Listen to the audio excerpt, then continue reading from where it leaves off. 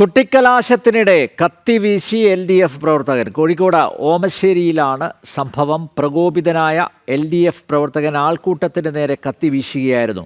സംഭവത്തിൽ UDF പ്രവർത്തകർ കൊടുവള്ളി പോലീസിൽ പരാതി നൽകി.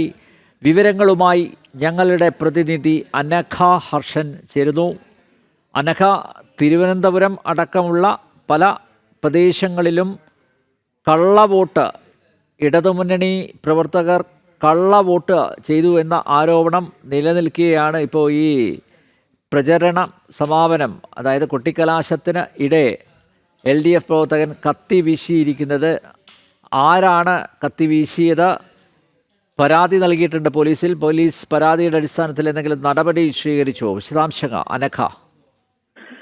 അനിൽ നമ്പ്യാർ, ഇന്നലെ കോഴിക്കോട് ഓമശ്ശേരിയിൽ നടന്ന കൊട്ടിക്കലാശത്തിനിടെയാണ് ചില LDF പ്രവർത്തകർ ആ പ്രദേശത്തുണ്ടായിരുന്ന മറ്റു പാർട്ടിയിലുള്ള ആളുകൾക്ക് നേരെ ഈ കത്തി വീശുകയും അവർക്ക് നേരെ കാരണമില്ലാതെ പ്രകോപനപരമായിട്ടുള്ള മുദ്രാവാക്യം വിളിക്കുകയും ആക്രമിക്കാൻ തുനിഞ്ഞിറങ്ങുകയും ഒക്കെ തന്നെ ചെയ്തത്. ഈ സംഭവവുമായി ബന്ധപ്പെട്ട് ആ ദൃശ്യങ്ങളടക്കം പുറത്തു വരികയും ചെയ്തിരുന്നു.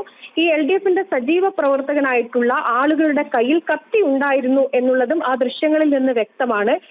മാത്രമല്ല, ഈ സംഭവവുമായി ബന്ധപ്പെട്ട് പ്രദേശത്തെ UDF പ്രവർത്തകർ കൊടുവള്ളി പോലീസിൽ പരാതി നൽകിയിട്ടുണ്ട്. പോലീസ് ഈ പരാതി രജിസ്റ്റർ ചെയ്യുകയൊക്കെ തന്നെ ചെയ്തിട്ടുണ്ട്. പക്ഷേ പരാതിക്ക് മേൽ ഒരു അന്വേഷണം പോലീസ് നടത്തുകയോ ഈ പ്രതിയെ പിടികൂടുകയോ അല്ലെങ്കിൽ കത്തി വീശുകയോ മറ്റും ചെയ്തിരിക്കുന്ന LDF പ്രവർത്തകരെ പിടികൂടുകയോ ചെയ്തിട്ടില്ലെന്നാണ് ഇപ്പോഴും ഉന്നയിക്കുന്നത്.